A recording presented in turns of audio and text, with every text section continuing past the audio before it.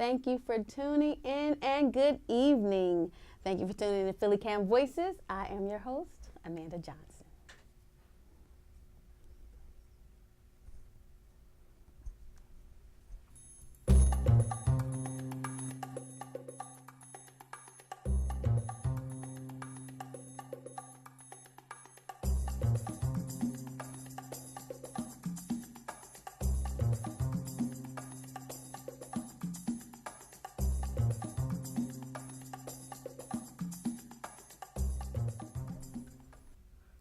The nation is still reeling after the deadly shooting at Parkland, Florida. 17 people were killed and 14 were injured. Reporter Adam Bernstein takes a look at how Philadelphia schools are responding after the tragedy. We've heard it all too often. We have an active shooter at the high school. Tragedy has struck again, this time at Marjorie Stoneman Douglas High School in Parkland, Florida. On February 14th, 19-year-old Nicholas Cruz walked into his former high school and opened fire, killing 17 students and teachers and injuring 14 others. The alleged gunman was captured off campus. He was seen surrounded by police. It's tragedies like these that have us looking at our own city and asking if the schools we're sending our kids to are safe. We have many layers of protection. We look at every incident, every terrorism event, every active shooter event. We look at the after-action report. We then reflect on our response and our preparedness. We tweak our plans and we constantly drill. We take every threat very serious. We immediately send investigators out on any kind of hint of a threat at one of our schools or anywhere else. One day after the Florida shooting, security footage at a North Philadelphia charter school captured a student attempting to smuggle a gun into the building and failing only because the doors were locked at the time. While gun violence in Philadelphia has recently been on a downward trend, the statistics are still shocking, with a rate of one shooting every 6 hours. According to the Philadelphia Police Department, the city's 2,629 gunshot fatalities of the last 10 years are enough to fill the Academy of Music. City Council and Philadelphia's police work hand in hand to keep Philadelphia's youth safe, not just in their schools, but on their streets. We work very closely with the Philadelphia Police Department, who has recently created a gun task force to specifically focus on tracking illegal guns here in the city of Philadelphia. And so I think that's progress toward keeping guns out of the hands of young people. We recently introduced legislation to call gun violence a health epidemic here in the city of Philadelphia, and so we can have a comprehensive approach in addressing the issue, similar to how we're addressing the opioid crisis. And so we use the Special Committee on Gun Violence as a platform to find different ways to address the issue of youth gun violence, and most importantly, come up with a comprehensive strategy and plan of action to address this issue. We have task force here in Philadelphia comprised of Philadelphia police and FBI agents. We talk all the time. We talk about emerging threats. We go over different events that happened. We do like an after-action critique. We partner with various social service agencies and make sure that those agencies are working in partnership with the school district to make sure young people are picking up guns and, most importantly, getting involved in resolving conflicts before they start. We have to be proactive as opposed to being reactive, and that's one of the things that our committee is focusing on as well. If you invest in young people early on, give them a sense of hope, you will cut off their reasons for them to want to even pick up a gun in the first place. Equally important is knowing how to respond to a situation with an active shooter. Run, hide, fight. First, you want to, if you can get away from that shooter, you do so. If you can't, you hide, and last resort is you fight if you're confronted and you can not hide or run. We're all in this together. We got to work together. So anything suspicious, we want to know about it, and we will run on it. We haven't had that here where we received a tip and didn't investigate it. I can tell you that does not happen. We immediately investigate it. It's a priority for us. So here in Philadelphia, dial 911 immediately if you see something suspicious or know of something that's suspicious. We have a tip line, 215-686-TIPS. You can also make an online tip through our phillypolice.com. So I think it's tips@phillypolice.com. Tackling the issue of gun violence is no easy task. While lawmakers in Washington figure out what to do, Philadelphia is making strides and taking it one day at a time. Reporting for PhillyCAM Voices, I'm Adam Bornstein.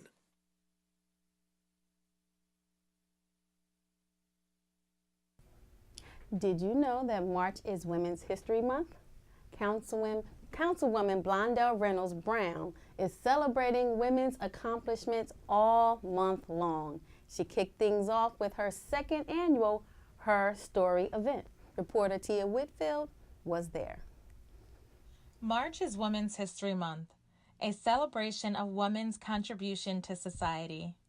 Right here in the city of sisterly love, Councilwoman Reynolds Brown kicked off the month with her annual Her Story Happy Hour. This celebration, annual celebration of Women's History Month, is an opportunity for women to hear her stories from other women so that we too can be inspired, we too can be motivated, we too can be reminded that we too have stories that have moved us to places we never imagined. This event took place at the legendary Pen and Pencil Club, a known hub for journalists in Philadelphia. The ideal venue for this celebration as it honors women in media. Women gather to share inspiring stories and speak their truth. Among the guests, veteran journalist and anchor Monica Malpass. The road to success is full of failure. And instead of letting that get you down, I say make failure your partner. You have to think of it a whole new way. Malpass shared her challenges and triumphs as a woman in media, but revealed a key to her success. And I tried something that you need to do. Step out of your comfort zone and try something that makes you feel a little nervous. So don't you ever give up on your dream until you have tried everything, and I say the finish line is the funeral home. The Millennial View was also represented as speaker and journalist Sophia Ballin shared why Women's History Month is important to her.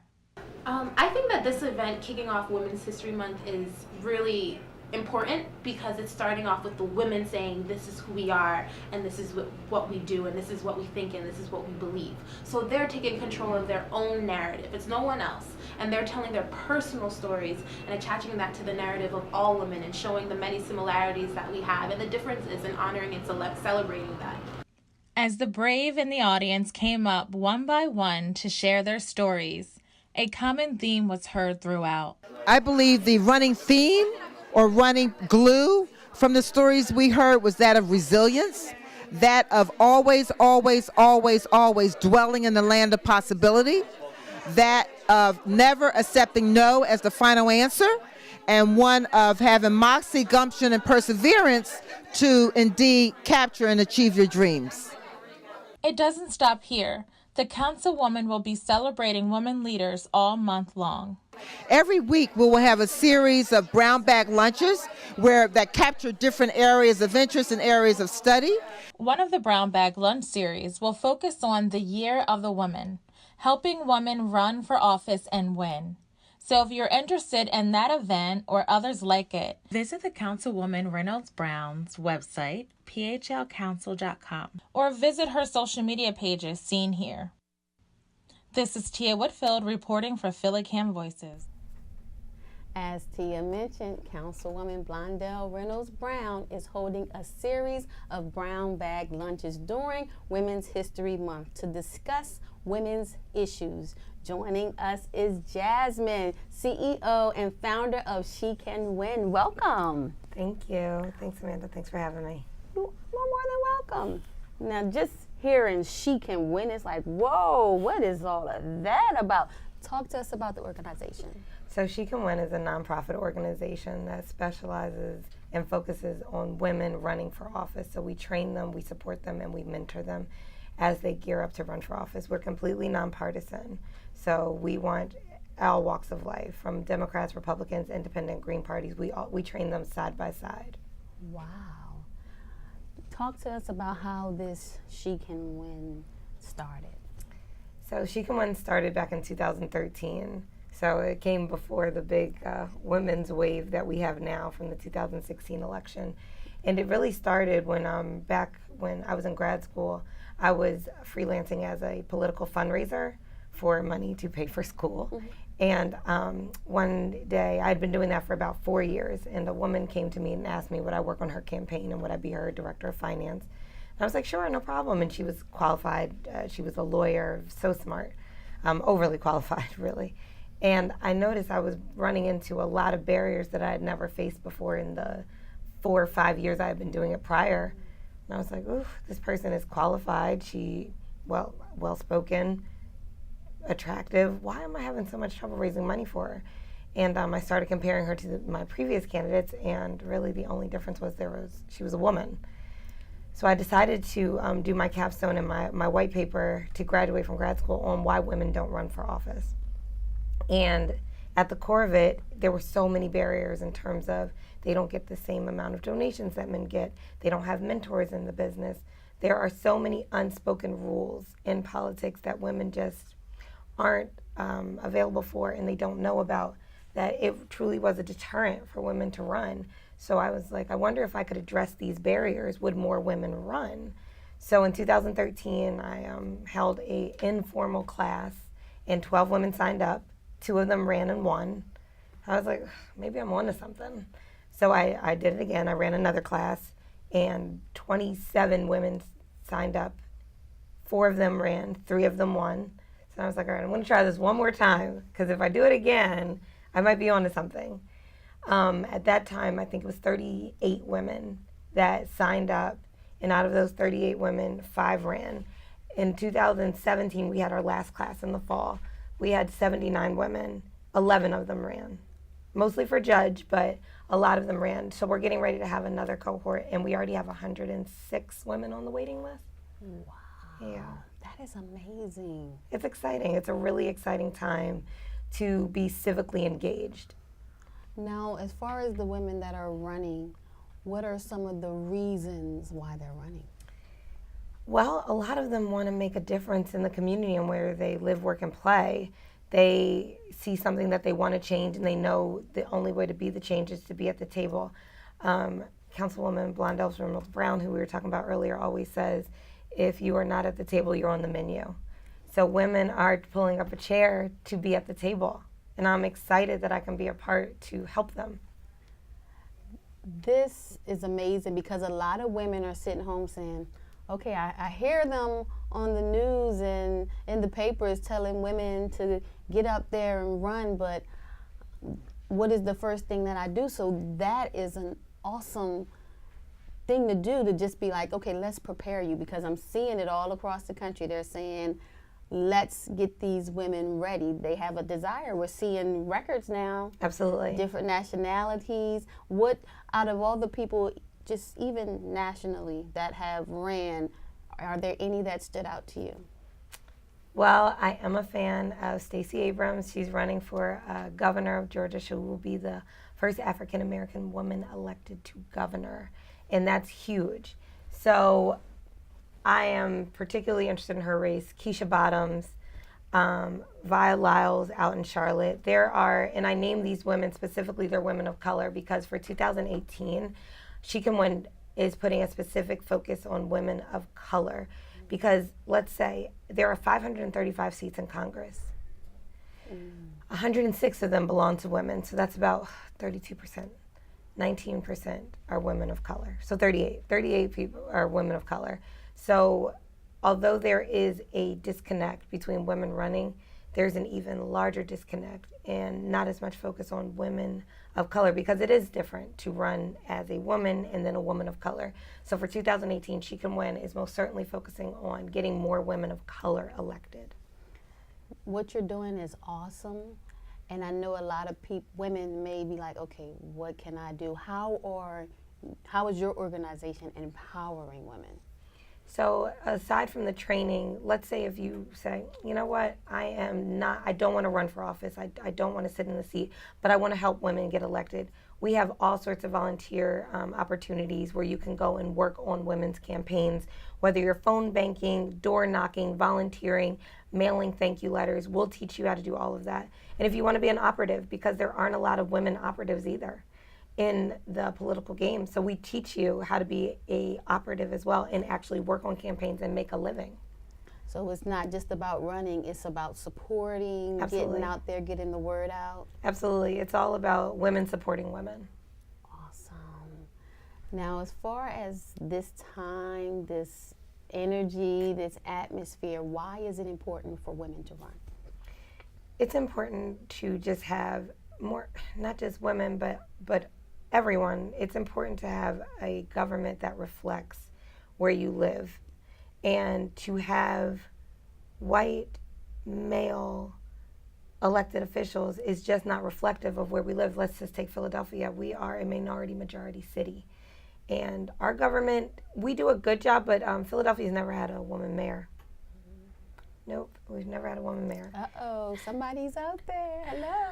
So one of the things we want to try, when your government is more reflective of the community in which they're serving, it makes a better government. By having more women at the table, you are creating a government that reflects parity. Gotcha. Now there is a woman sitting there saying, I might be interested in running. How can they get in contact with you? Absolutely. Visit our website, www.SheCanWin.net. You can always call me. It's on the website. You can follow us on Instagram and Twitter and Facebook, and it's at SheCanWin now. So there are plenty of ways to get in contact with us. If you're thinking about running, please, please, please visit the website and fill out a form. Fill out a form. Listen, that she can be your name on that ballot. You're going to get them prepared. So how long is the training class? So the training class is 4 weekends, and it's 9 modules within that weekend, and it normally goes from 8 to 5. Okay. Yeah. Awesome. Very intense. You got to be committed and dedicated and ready to go. Yeah. But that's just the commitment that they're going to have for their Absolutely. They're elected, right? All right. Thank you so much for your time. Oh, thank you, Amanda. And we'll be right back.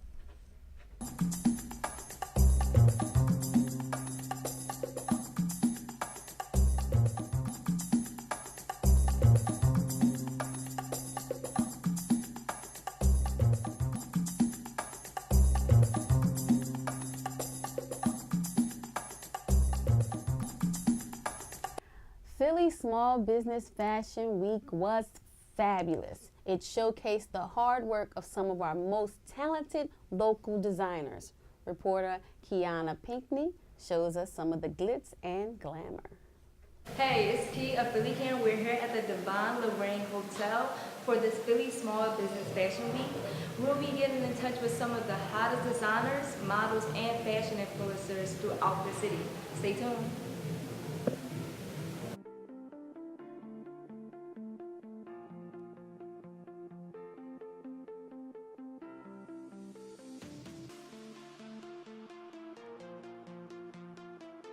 I mean, I know you was running around here like a madman, but how was it?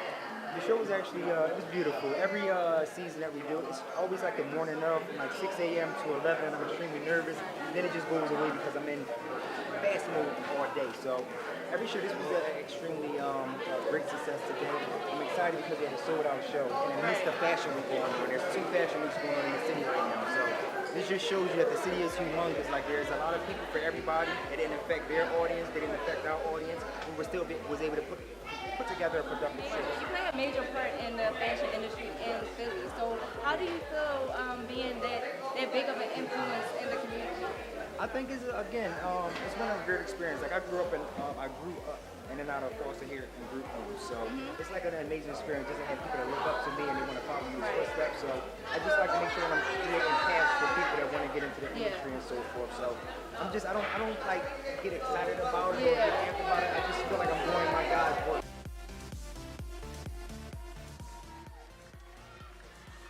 It was a sold-out show, and many people were eager to have their artistic visions on display. I'm standing here with Via, the designer of House of Via. How are you? I'm good. I'm great. Great. So tell us about your experience with Philadelphia Small Business Fashion Week. Oh, it was a very great experience. It was nice meeting the models and being able to bring my own 2 models with me. But overall, it was a great experience. My first ever show, so I'm excited. All right. So are you a native of Philadelphia? Yes, West Philly, University City. Yeah, okay. So how do you think Philadelphia encouraged and influenced your designs and your brand in general? I think Philly has like a great spirit, and we're very stylish from streetwear to classic, you know, so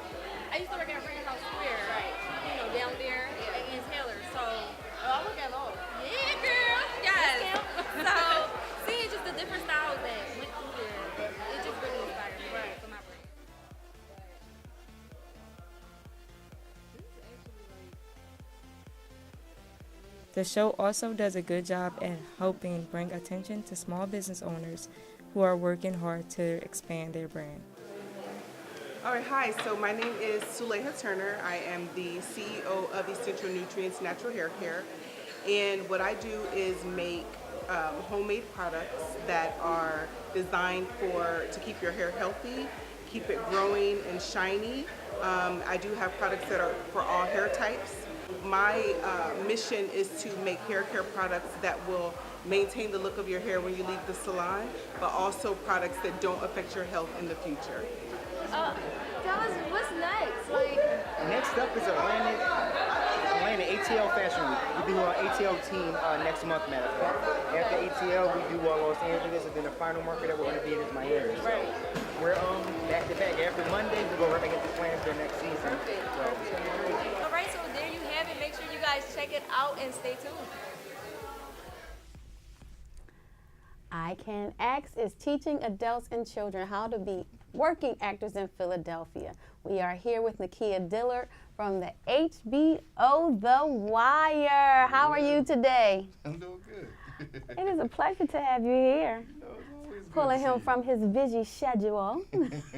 But talk to us about the name. Let's start off with, how did you come up with the name? Well, with it's my name backwards. So I did the Oprah thing, you know. So I can, and then there was a positive reinforcement on it saying that I can. So I wanted it to be where, when I started the acting school, I just wanted it to be something positive. Okay. Now by you already acting and being busy, what made you come back and start a school? Well, I always, I was a big advocate of the arts, always. The arts changed my life. Like, if it wasn't for the arts, honestly, I don't know where I would be. And when I was thinking of starting a school, I wanted it to be something that was, one, affordable for the youth. Because when I was starting out, it was really expensive for me to go to acting school. Like, my mother had to work 2 and 3 different jobs just so I could attend.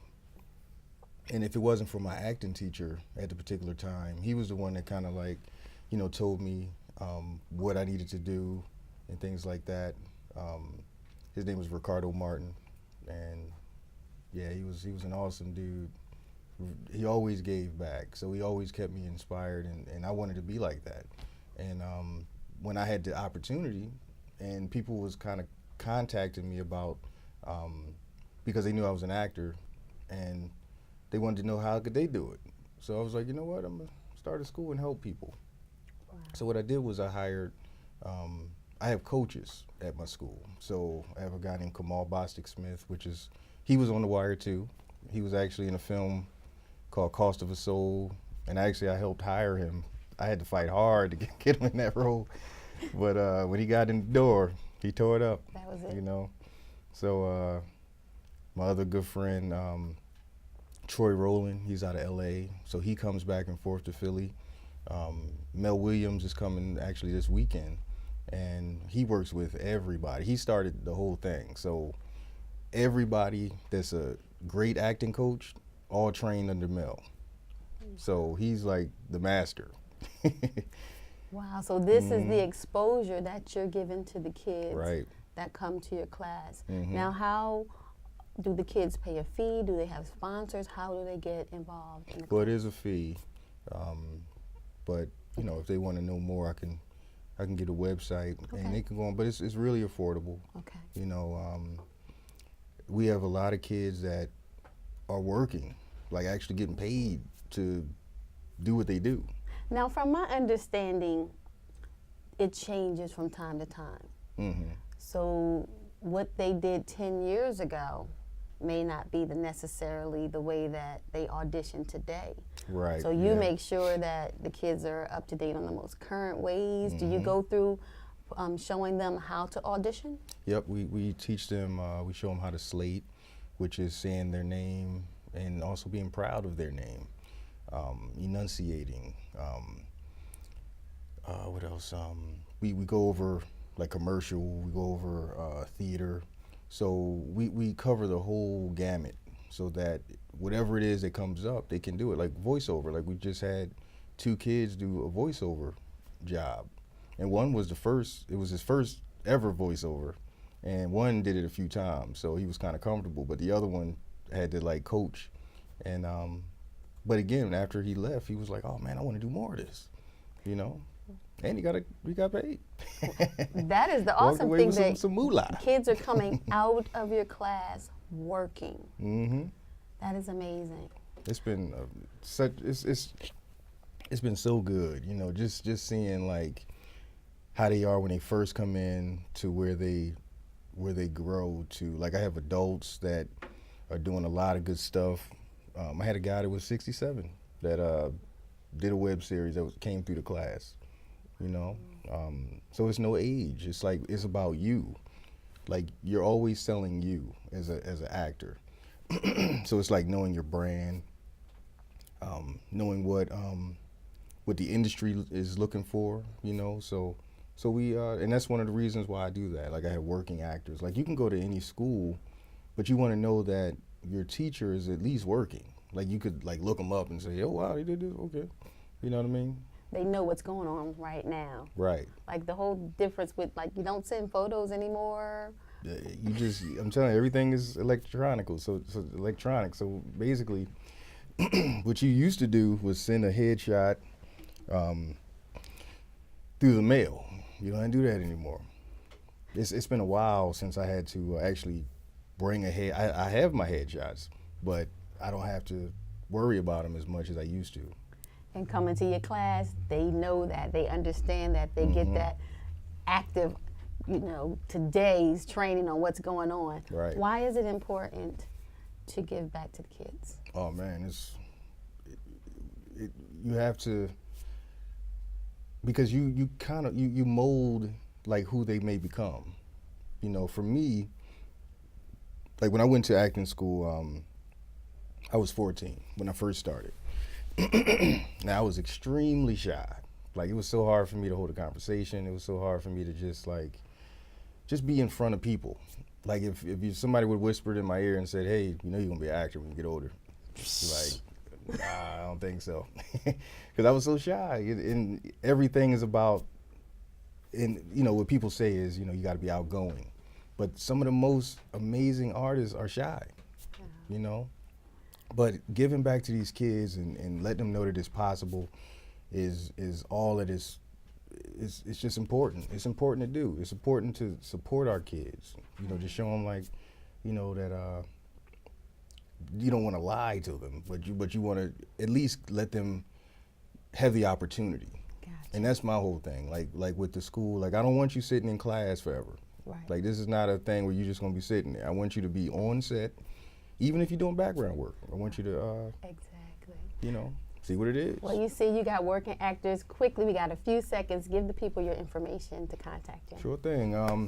You can contact me on social media. It's Aikan Acts. It's AIKANACTS.org. And you can follow me, Nakia Dillard. That's Nakia Dillard, Dillard. All right. And that's on everything. That's on everything. Thank you for your time. Thank you. Thank you for tuning in to PhillyCAM Voices. I'm your host, Amanda Johnson.